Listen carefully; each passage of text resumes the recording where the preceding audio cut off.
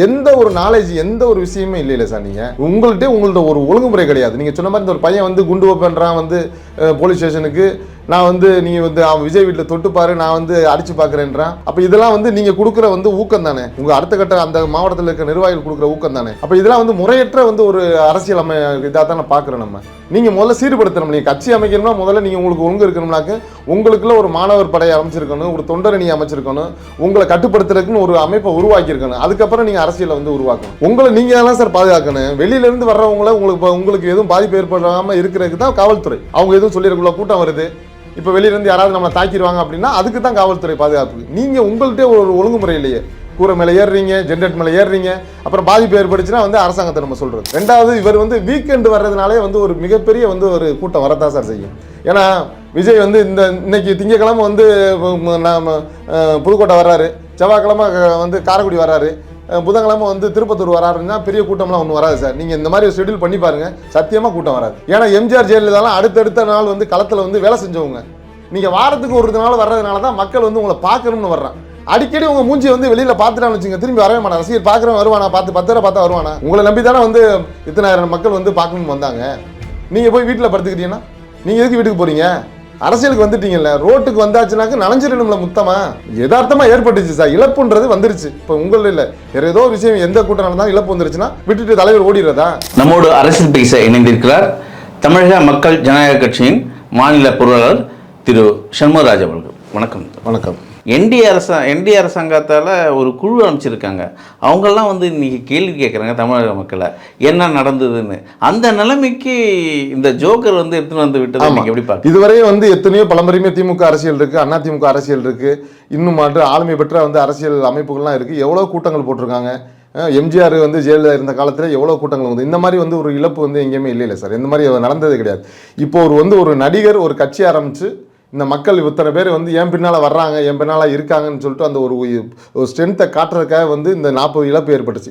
இந்த பெரிய இழப்பு. ஏன்னா இந்த இழப்புன்றது நீங்கள் என்னென்னா, இந்த கும்பமேளான்னு ஒன்று நடந்துச்சு. அதில் தான் வந்து மக்கள் தொகை அதிகமாக கூடினதுனால வந்து அதில் வந்து இந்த 5 லட்சம் மக்கள் கூடினது, 5 லட்சம் பேர் கூடினதுல அந்த இழப்பு வந்து அப்போவே வந்து நீங்கள் ஒரு விஷயம் புரிஞ்சுக்கணும். அதிலே வந்து ஒரு ஸ்டடி பண்ணி மக்கள் கூடுற இடங்களில் இந்த மாதிரி நடக்கும். ஆரம்பமே எப்படின்னு கேட்டிங்கன்னா, ஒரு அலைன்மெண்ட் மாதிரி வந்து மக்கள் அதிகமாகிட்டா அந்த இடங்கள் நெரிசல் ஆயிடுச்சுன்னா அலைன்மெண்ட் மாதிரி உருவாகும். அது வந்து அந்த மக்கள் அங்கே சேதப்பட போகிறாங்கன்றதுக்கு வந்து ஒரு அர்த்தமான ஒரு விஷயம் சொல்லி ஆய்வு பண்ணி, இந்த கும்பமேளா ஆய்வு பண்ணி வந்து ஒரு கட்டுரையெல்லாம் நிறையா வந்து இதில் விட்டுருக்காங்க. அதை பற்றி இன்றைக்கி வந்து டிவியில் கூட இன்றைக்கி எல்லா சேனலுக்கும் இன்றைக்கி லைவ் வந்துச்சு. நானும் தோழர் திருமுருக காந்தி, தமிழர் ஆட்சி கழகத்தினுடைய தலைவர் எஸ்ஆர் பாண்டியன், அவர் விடுதலை தமிழ் புலிகள் கட்சியினுடைய குழந்தை அரசினுடைய தோழர்கள்லாம் வந்து இன்றைக்கி இதை பற்றி தான் வந்து ப்ரெஸ் மீட் கொடுத்துட்டு வந்தோம். ஏன்னா நேற்று கலாயாவி போயிட்டு வந்து இன்றைக்கி வந்து ப்ரெஸ் கிளப்பில் இன்றைக்கி ப்ரெஸ் மீட் கொடுத்துட்டு வந்தோம். அப்போ இந்த மாதிரி ஸ்டடீஸ் பண்ணி நிறையா வந்து இந்த இழப்பு எதுக்கு வந்துச்சு, இவ்வளோ கூட்டம் கூடுனா என்ன நடக்குன்றதை நிறையா வந்து வெளியே விட்டுருக்காங்க. அப்போ நீங்கள் அரசியல் கட்சி நடத்துகிறவங்க அதெல்லாம் எடுத்து படிச்சுட்டு உங்களுடைய வந்து அடுத்த கட்ட பொறுப்பாளர்களுக்கு மக்கள் கூடுனா இதை மாதிரி செய்யணும், இதை மாதிரி பண்ணணும்னு சொல்லிட்டு நீங்கள் அறிவுறுத்தணும்ல. எந்த ஒரு நாலேஜ் எந்த ஒரு விஷயமே இல்லை சார். உங்கள்ட்ட ஒரு ஒழுங்குமுறை கிடையாது. நீங்கள் சொன்ன மாதிரி இந்த ஒரு பையன் வந்து குண்டு வைப்பேன்றான் வந்து போலீஸ் ஸ்டேஷனுக்கு, நான் வந்து நீங்கள் வந்து அவன் விஜய் வீட்டில் தொட்டுப்பாரு, நான் வந்து அடிச்சு பார்க்குறேன்றான். அப்போ இதெல்லாம் வந்து நீங்கள் கொடுக்குற வந்து ஊக்கம் தானே, உங்கள் அடுத்த கட்ட அந்த மாவட்டத்தில் இருக்க நிர்வாகிகள் கொடுக்குற ஊக்கம் தானே. அப்போ இதெல்லாம் வந்து முறையற்ற வந்து ஒரு அரசியல் இதாக தான் பார்க்குறோம்.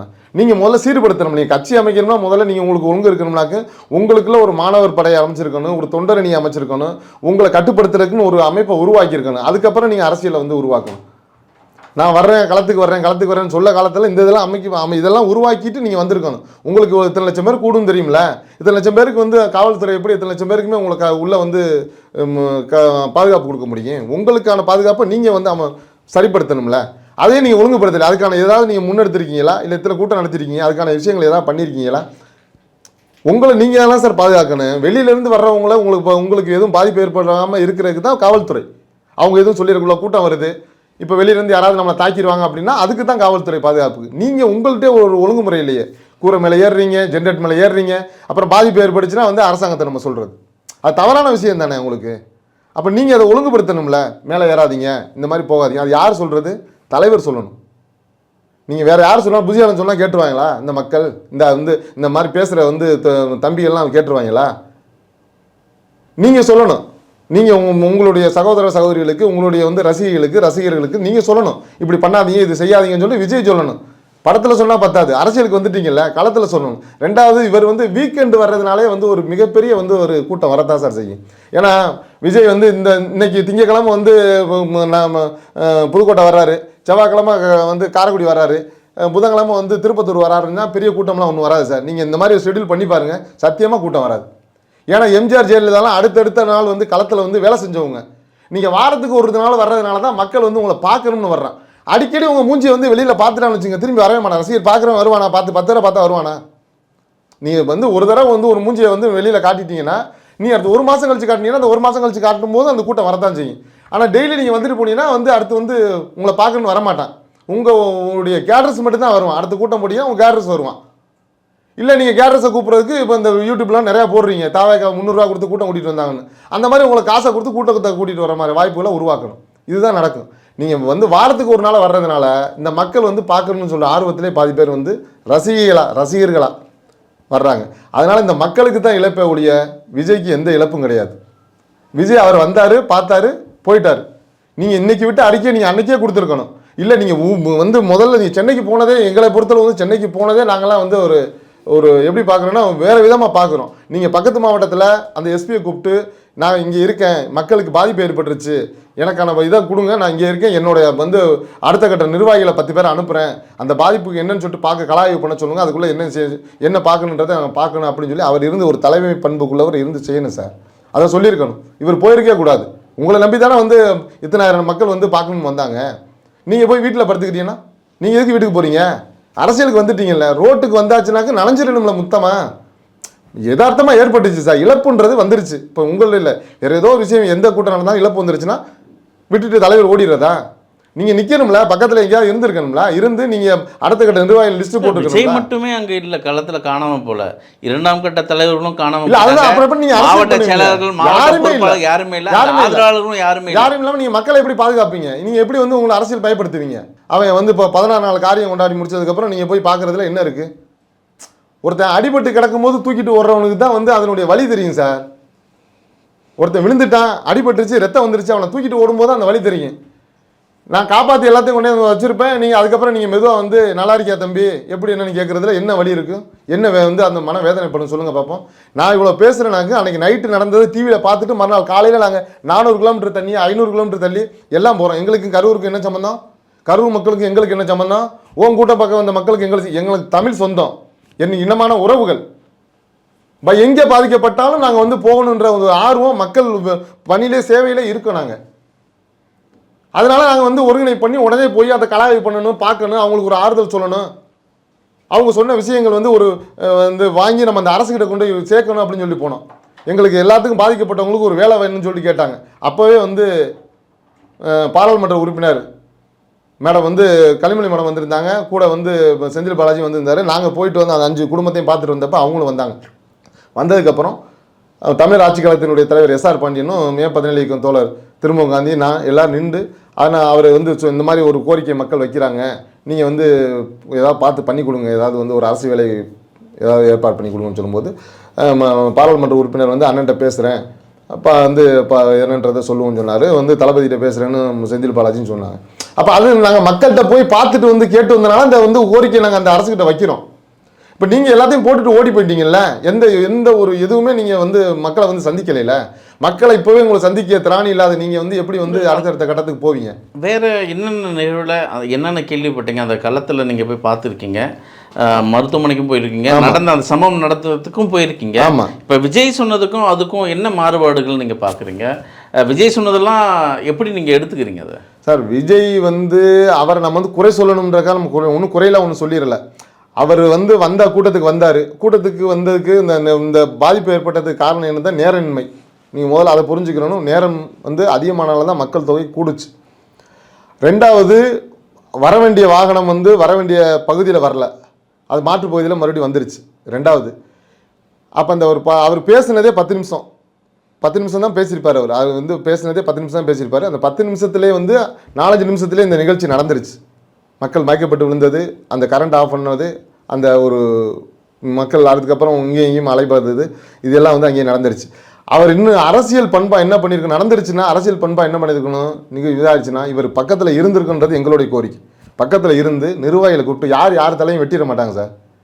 ஒரு கூட்டம் நடக்குதுன்னா நீங்களும் மக்களுக்காக சேவை தான் செய்ய வந்திருக்கீங்க, நாங்கள் உங்களை வரவேற்கிறோம்.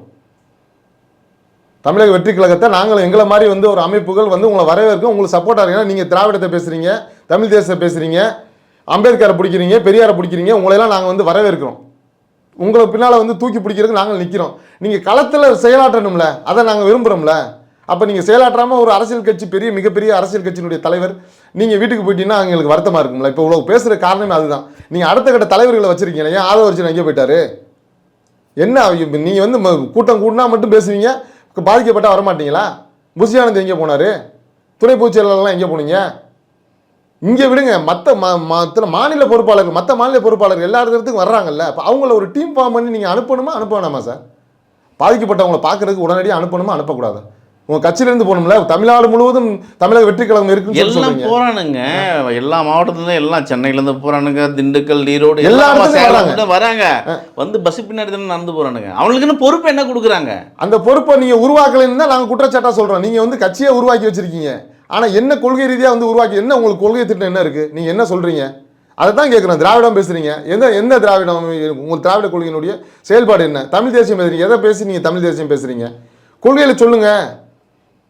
இப்போ வந்து தமிழ்நாட்டில் நடக்கிற மாஞ்சோலை பிரச்சனை, அதை பற்றி ஏதாவது ஆர்ப்பாட்டம் போராட்டம் பேசுகிறீங்களா? ஸ்டெர்லைட்டை பற்றி பேசுகிறீங்களா? விவசாயிகளை பற்றி பேசுகிறீங்களா? இது நீங்கள் விஜய் மட்டும் 10 நிமிஷம் பேசினா பத்தாது சார். அடுத்த கட்ட பொறுப்பாளர்களை நீங்கள் வந்து தயார்படுத்தி மக்களுக்கான களப்பணியில் இறக்கி விடணும். அந்த மாதிரி ஏதாவது செஞ்சுருக்கீங்களா? மக்கள் என்ன சொல்கிறாங்க? இந்த நிகழ்வு 41 உயிர்களை பலி வாங்கிட்ட விஜய், மக்கள் என்ன யார் தரப்பாக பேசுகிறாங்க? ஒரு பக்கம் தமிழக அரசு பக்கம் குறை சொல்கிறாங்களா, விஜய் பக்கம் குறை சொல்கிறாங்களா? யார் களத்தில் நின்று அங்கே அந்த களத்துக்கு போனால் என்ன சூழல் இருக்கும்னு நினைக்கிறீங்க சார்? மக்கள் வந்து நாங்கள் விசாரித்தவரை என்னன்னு கேட்டிங்கன்னா, இவங்க வந்து கூட்டத்தை வந்து விஜயை பார்க்க தான் சார் போனோம், எங்களுக்கு வந்து விஜய் கட்சியோ மற்ற எதுவுமே எங்களுக்கு கிடையாது அப்படின்ற மாதிரி தான் எல்லா மக்களுமே, பாதிக்கப்பட்ட மக்கள் எல்லாருமே அதான் சொல்கிறாங்க. பட் ஆனால் இவங்க தான் வந்து திமுகவுக்கும் வந்து தாவேக்காவுக்கும் உள்ள வந்து அரசியல் முரண்பாடாக வந்து சில சோசியல் மீடியாவில் சில பேர் வந்து போட்டுக்கிட்டு இருக்காங்க. அது என்ன எப்படின்றது, அந்த விஷயங்கள் நமக்கு வந்து தெரியாமல் ஒரு விஷயத்தை சொல்லக்கூடாதுல்ல. அதனால் சோசியல் மீடியாக்களில் இவங்க தாவேக்கா சைடில் வந்து திமுக சைடில் வந்து குறை கூறுவதும், திமுகனுடைய ஐடிவிங்க வந்து தாவேக்கா மேலே குறை கூறுவதும், இது இந்த மாதிரி விஷயங்களை போயிட்டு இருக்கு. நம்ம வந்து இதுவரையே தமிழக முதல்வர் வந்து தாவேக்கா தலைவருக்கு வந்து எந்த ஒரு குறைதலும் கூறலை. அவர் அரசியலை வந்து இரட்டடிப்பு செய்யணும்னு எந்த ஒரு இடத்துலையும் அவர் வந்து பேசலை. ஏன்னா 4 நாளைக்கு மேலே வச்சுருக்கேன். ஆனால் இன்றைக்கி வந்து விஜய் சொன்ன விஷயங்கள் வந்து இது வந்து வன்மையாக வந்து கண்டிக்கிறோம். நீங்கள் வந்து சிஎம் சார், நீங்கள் என்னையை கைது பண்ணுங்க, நான் இங்கே தான் இருப்பேன், அங்கே தான் இருப்பேன்னா, உங்களை கைது பண்ணுறா இருந்துச்சுன்னா, அந்த நடவடிக்கை எடுக்கிறா இருந்துச்சுன்னா இந்த அரசு என்றைக்கோ எப்போவே எடுத்திருக்கும்ல. உங்களை கைது பண்ணுன்றது நோக்கம் இல்லை. மக்களை வந்து பாதிக்கப்பட்ட மக்களை பார்க்கணுன்றது தான் இந்த அரசோட நோக்கம். உங்களை கைது பண்ணுறது நோக்கம் இல்லை. ஆனால் இந்த நடந்த நிகழ்வுக்குன்னு ஒரு பதிவு பண்ணணும்ல, எஃப்ஐஆர் போடணும்ல. அப்போ எதுவுமே செய்யக்கூடாதுன்ற மாதிரி விஜய் சொல்கிறாரு. எங்கள் மேலே எதுவுமே செய்யக்கூடாது, 40 பேர் செத்தவனா எடுத்துகிட்டு போகிறேன், எங்கள் மேலே நீங்கள் வந்து எந்த எதுவும் நடவடிக்கை எடுக்கக்கூடாது அப்படின்ற மாதிரி தோரணையில் தான் இப்போ இன்றைக்கி வந்து பேட்டி கொடுத்துருக்காரு அவர். அந்த மாதிரி தான் நாங்கள் நினைக்கிறோம். எதுவுமே செய்யக்கூடாதுன்ற மாதிரி தான் அப்படி தானே சொல்கிறாரு. சிஎம் சார் நான் இருக்கேன், அவங்கள விட்டுருங்கன்னா அப்போ நீங்கள் உங்கள் மேலே வந்து இப்போ நடந்த குற்றச்சாட்டுக்கு வந்து எங்கள் மேலே எந்த ஒரு எஃப்ஐஆரும் போடக்கூடாது, எந்த வழக்கும் பதிவு பண்ணக்கூடாது அப்படின்ற மாதிரி அவர் தோரணையில் பேசுகிறார். அது வந்து 78 மணி நேரம் கழிச்சு இந்த விஷயத்தை, அதுவும் வந்து எஃப்ஐஆர் போட்டு மாவட்ட செயலாளரையும் நகர பொருளாளரையும் கைது பண்ணதுக்கப்புறம் இந்த வந்து விஷயத்தை சொல்கிறார். இதுவே டூ லேட்டுன்னு சொல்கிறோம். இது வந்து நீங்கள் வந்து ரொம்ப லேட்டு. அரசியல் தலைவருக்கு வந்து நீங்கள் உங்களை தலைமையேற்று இருக்க அனைத்து மக்களுக்குமான வந்து ஒரு சரியான புரிதல் ஏற்படுத்தக்கூடிய விஷயமா இது எங்களுக்கு தெரியலை. இதில் பாஜகவோட செயல்பாடு உள்ளே இருக்குது, நீங்கள் அதை எப்படி இப்போ பாஜகவோட செயல்பாடு நம்ம இப்போ கூட வந்து நேரலையில் பார்த்தேன் தோழர். அவங்க வந்து இப்போ அண்ணாமலை சொல்லிக்கிட்டு இருக்காரு, ஒருத்தர் பேட்டி கொடுத்துட்டு இருக்காரு, அவரை வந்து என்னமோ சொல்லி கொடுத்து பேசுகிற மாதிரி இவர் வந்து சொல்லுங்கன்ற மாதிரி சொல்லிட்டு பேசிக்கிட்டு இருக்காரு. இதை வந்து இப்படி தான் நடந்துச்சா, அப்படி தான் நடந்துச்சா, இதுதான் சொல்கிறேன். இந்த விஷயத்தை பொறுத்தளவு பாஜக வந்து விஜயை வந்து எப்படியாவது வந்து ஒரு விஷயத்தில் சரி பண்ணி நம்ம கார்னர் பண்ணி நம்ம அவரை வந்து கையில் எடுத்துக்கலாம்னு சொல்லி நினைக்குது. ஏன்னா எல்லாருக்குமே அரசியல் ஆதாயம் ஒன்று இருக்குல்ல. அதனால வந்து பாஜக வந்து விஜயை நம்ம கையில் எடுத்துக்கிறணும், அவரை ஏதாவது பார்க்கிங் பண்ணி ஏதாவது ஒரு விஷயத்தில் வந்து லாக் பண்ணி நம்ம வந்து கையில் எடுத்துக்கணுன்ற மாதிரி பாஜக நினைக்கிது. இப்போ அவங்க பாஜக தரப்புலேருந்து வந்த மாதிரி வந்து இவங்களும் எம்பிக்கள் 90 பேர் இருக்காங்கல்ல, இவங்களும் ஒரு ஆய்வு போடலாம்ல, ஆய்வுக்கு வரலாம்ல. அதுபோக வந்து மனித உரிமை ஆணையத்திலேருந்து வந்து ஆட்கள் வரலாம்ல. இப்போ இவங்க சொல்கிறது மட்டுமே பிஜேபி போய் எடுத்துகிட்டு போய் ஆய்வு சொன்னது மட்டுமே வந்து ஒரு ஆய்வறிக்கையாக போயிடாது. தமிழக அரசு வந்து அருணா ஜெகதீசன் வந்து ஒரு ஆணையத்தை அமைச்சிருக்காங்க. இது போக தேவைப்பட்டால் இப்போ எங்களை மாதிரி ஆட்களும் நாங்கள் ஒரு 10 அமைப்புகளை கூப்பிட்டு வந்து தேசிய மனித உரிமை ஆணையத்திலேருந்து வந்து ஒரு அதுலேருந்து ஒரு 4 பேரை கலெக்ட் பண்ணி நாங்கள் ஒரு 15 பேர் ஆணையம் அமைக்கி நாங்கள் ஒரு ஆய்வு பண்ணுறதுக்கு நாங்கள் வரதான் செய்வோம். ஆணையம்ன்றது வந்து ஒரு தரப்பாக வந்து நீங்கள் வந்து உங்கள் பிஜேபி அரசு இவரை எப்படி சரி பண்ணணும் அப்படின்றதுக்காகவே கொண்டு போய் கொடுக்குறதுக்கான வாய்ப்பும் இருக்குது, சரி பண்ணுவாங்க.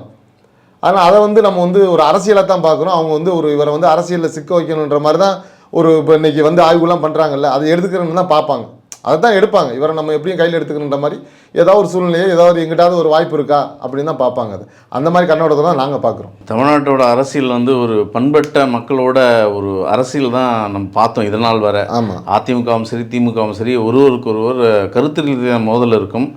ஆனால் இங்கே வந்து தாவேக்கோட அந்த 2026 தேர்தல் பரப்புரையிலேயே இன்றைக்கி அந்த சுற்றுப்பயணத்திலே 41 உயிர்களை பலி வாங்கி இன்றைய அரசியல் பயணம் தொடுக்கிறாங்க. இதுக்கு பாஜகவுக்கு தமிழ்நாட்டில் இடம் கொடுக்குற கதவை திறந்துக்கிற பெரிய விஷயம் இந்த விஜய் செய்த இந்த காணொளி, விஜய் கொடுத்த இந்த காணொளி. பார்ப்போம் வருங்காலம் தமிழக மக்கள் என்ன செய்ய போகிறாங்க. இது போல் நடிகர் ஜோக்கருக்கு பின்னாடி அரசியல் போக போகிறாங்களா, இல்லை அரசியல் பண்பட்ட மக்கள் தமிழ்நாட்டில் இருக்காங்க அவங்களோட அரசியலை முன்னெடுத்து பயணிக்க போகிறாங்களா, காலம் பதில் சொல்லும். உங்கள் நேரத்துக்கு மிக்க நன்றி.